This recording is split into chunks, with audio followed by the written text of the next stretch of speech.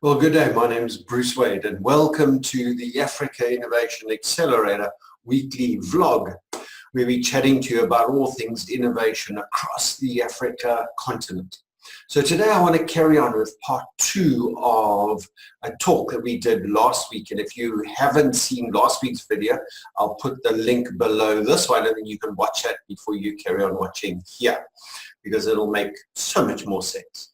So we're chatting about an innovation model. We're chatting about what makes innovation kick off within an organization. And we've got this model that we use in our business as a kind of a 6 steps that we play around with. And I want to chat to you about the other parts, the second half of it. So in the first video, we chatted about how to kick off innovation, how to find ideas to work on. And it's a matter of looking at what is, what, wow, what if. And we've got a kind of a what if stage. What if we did this? What if we did something different? What if we risked something and actually moved ahead to a point where we were going to be a little innovative? Well, the good starting point for this video is to take that what if, that's still a cloud-based idea, it's a bit of a fuzzy thing, and we sharpen the focus there. We say, what now? What could we do now? It doesn't have to include the whole picture, it doesn't have to include the whole vision, and definitely not the complete, I'm going to bite off too much stuff. So it's just the first bite of the elephant. What now? What could we achieve with the existing resources, with the existing manpower and the existing financial budget? What could we achieve now? Once we've got that ring fenced and defined, it's quite easy to then move on. But what happens psychologically now to people, and I've experienced this many different ways and many different times, when you come in as a change manager, as an implementation manager, and someone as a change agent, people get all enthusiastic. You put everybody in a room and everyone goes, rah, rah, we can do this, and you have free cake and drinks, and everyone gets excited. But what happens psychologically as soon as that hype lowers? There's a part in your brain where it starts going, maybe not. This is not going down too well. And it's interesting, our brains are wired to go back to the status quo because it's what it knows. I'm surviving in this environment. I know how to survive in this environment, and I'm going to do everything in my power to keep me in an environment that I know where to survive. It's the way your brain operates. So as soon as you sit there and say, well, this is where I'm at, and oh, look, now we're going over there, your brain's going to go, yeah, that's enthusiastic. But as soon as it gets a chance, it's going to go, come back to here, because this is where I know. And to do that, it's going to come up with all the negativity and the reasons why you shouldn't be over here. You need to be back here. So it's interesting. If you listen to your body and you listen to yourself when you get ideas, you'll find that the ideas come and you go, no, a little bit unbelievable. Oh, that's nice. Yes, we can do that. But, and then it's normal sort of stuff, but I'm going to lose my job. Oh, we can't afford it. We don't have the time allocation. Oh, we don't want to be disrupted.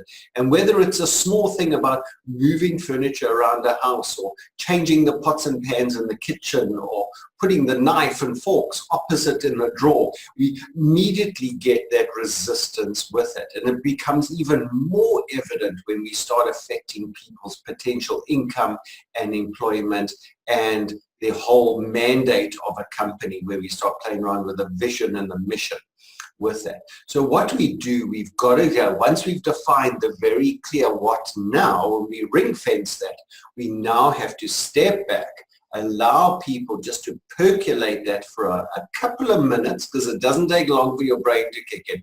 And then we have to look at 2 things.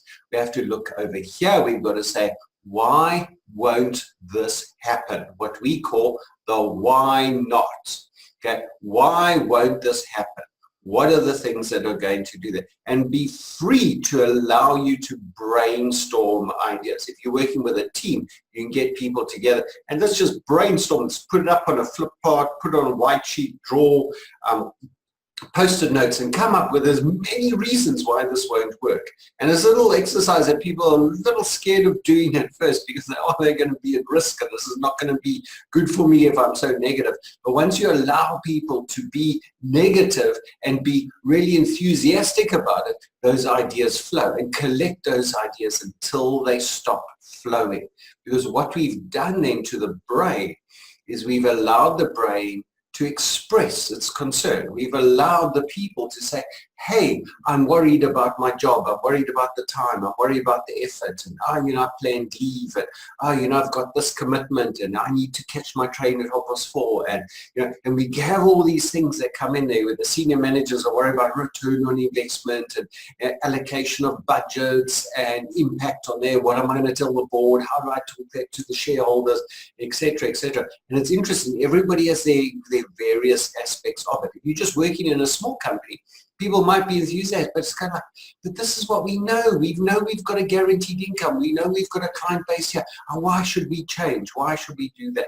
And allow that negativity to outflow. Once we've finished that and we've got our little list of no's, then what we do, we need to counter it with a list of yeses.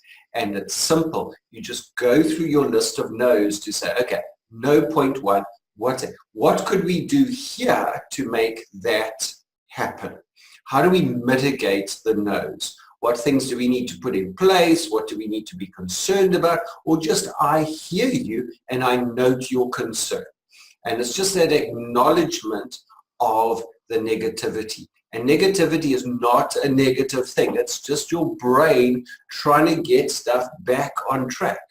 And if you address all the negative stuff, if you address the negative with all the yeses, then we've got a lovely, clear message with that. So we go with that, why no, why yes, and then we're able to address all that. And you'll find that psychologically, what happens to yourself and the team and the people that you're working with on this innovation change management is that if you're addressing and acknowledging and actually hearing, it's like, I see you, I hear you, I acknowledge you.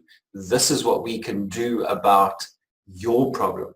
And the key thing there is what we can do about this issue. And we make it as part of that. So if you use the word we instead of that's your issue, you deal with it.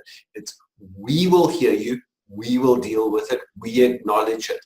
And then all of a sudden your brain has run out of reasons to not want to change. And slowly we drift from the negative side into the positive side.